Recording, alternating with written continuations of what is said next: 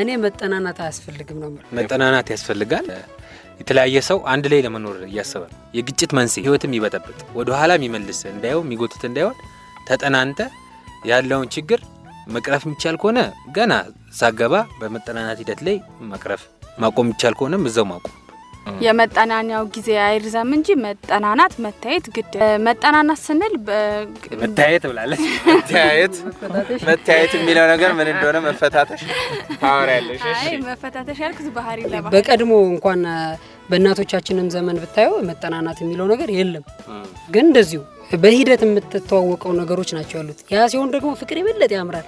ተጠናንተ የጨረስክበት ፍቅር ጀምረ ጠናናለው ብለ እኔ በጣም የሚገርመኝ እንደውም ገላን ማርከስ ነው ያርገም አስበው ማለት ቆይ ጽጌ እንዳትማቺ ዳሰነዝ ቆይ ጨርስ እኛን መጠናናት አይደለም ያልኩት እኔ ባህሪ ለባህሪ መጠናናት ነው ያልኩት ግን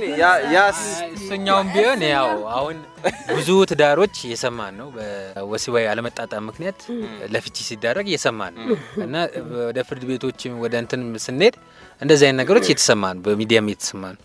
ይሄን ደግሞ ግልጽ አብዛኛው ማናወራበት ነገር ከዚህ ጀምሮ መጠናና ከተባለ እስተነው ሁለመና ይሄኛው ተፈጥሮ በራሷ የምታስጠና ጉዳይ ነው ገብቷል አንተ እውነት ያንን ሰው ከወደድካት በዚህ ጉዳይ ላይ ሰው መለየት የለበትም ምክንያቱም ተፈጥሮ በራሷ የምታስተምርህ ነገር ነው ትልቁ ነገር ቤት አይጠብም አይደለ አመል ነው ለሰው ልጅ የሚጠባው ስለዚህ አመል ግዴታ ነው መጠናናት አለበት እንጂ ያንን አያካትም አይደለ አውቃይ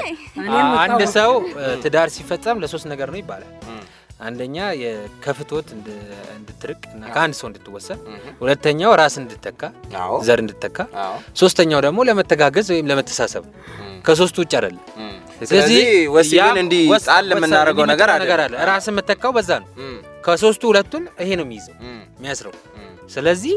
ባልተጣጣምክበት ወይ ባልታወቅበት ነገር ሌላ ችግር ውስጥ ሌላ ሰው ጋር እንድትሄድ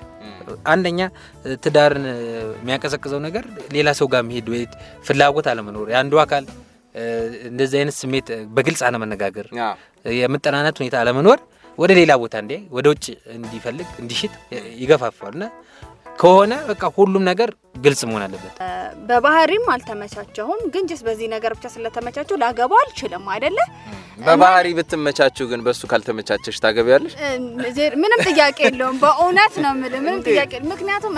እኔ የኔ አስተሳሰብ ይሄ ጉዳይ የተፈጥሮ ጉዳይ ነው ብያለሁ ተፈጥሮ የምታስተምረው ነገር ናት ብያለሁና ከዛ በፊት በህይወት ላንጣጣም አንችልም ነው ሊሆን አይችልም በቃ አንተ ልታስተምረኝ ፍቃደኛ ኮንክ ምንም ነገር ነው ለመማር ፍቃደኛ ኮንክ ይሄ ነገር ከጋብቻ በፊት መሞከር የለበትም ምክንያቱም እኔ በህይወቴ ስንት ሰው መጥቶ ገብቶ ሄዷል አንተስ በህይወቴ ስንት ሰው ገብቶ ወጥቶ ሄዷል ከዛ ሰው ጋር ሁሉ ሰው ጋር ይሄን እየተጠናናህ ነው የምትሄደው